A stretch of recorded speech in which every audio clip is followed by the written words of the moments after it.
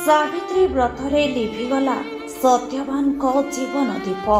स्वामी को पाई सावित्री व्रत करा जाए। जो सत्यवान सावित्री जमक सह लड़ी मृत्युमुखर उद्धार करथिले, हेले आज सत्यवान मंदिर को जाइथिले उपवास करी पूजा करिबा पाई। हेले जानि नथिले एपटे मंदिर रु फेरी जो सिंदूर शंखा पिंधिछंती ताहा अल्प समय लिभिजिव भांगिजिव बोली। एमिति एक हृदय विदारक घटना घटी बालेश्वर जिला खंदापड़ा थाना पणपणा पंचायत मालदापड़ा ग्रामर हरिहर बेहेरा पुत्र पद्मलोचन गत 3 मास तले बाइक दुर्घटना आहत होइथिले। सेबेठारु पद्मलोचन चली पारु नथिले। पद्मलोचन पत्नी समस्त टंका खर्च करी स्वास्थ्य अवस्था सुधारी आनिबाकू चेष्टा करथिले,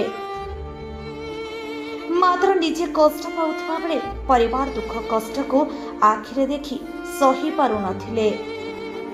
कारण घरे एकमात्र रोजगारिया थिले। से निजे जणे हेडपका मिस्त्री भाबे कार्य करुथबा बेले 2टी संतान सहित परिवार प्रतिपोषण करुथिले। पुओ 9म श्रेणी पढ़ुवा बेले झील 4th श्रेणी पढ़े। मात्र परिवार एपरी असहाय अवस्था को सही न पारि घरे आज केही नथिबा बेले घर छात उपरकू जाई बेकरे दौड़ी गोड़ाई ओहली पड़े। परिवार लोके पद्मलोचन ओहली थिबार जानिपारी खंदापड़ा गोष्ठी स्वास्थ्य केन्द्र को चिकित्सा निमंते आनिथिबा बेले सेठारे डाक्तर तांको मृत घोषणा करथिले।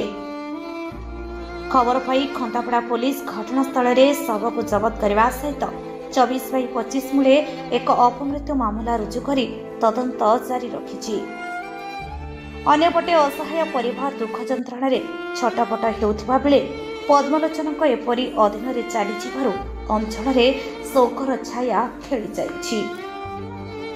सरकार तरफरु असहाय परिवार को सहायता जोगाई देबाकू अंचलवासी दाबी करिछंती।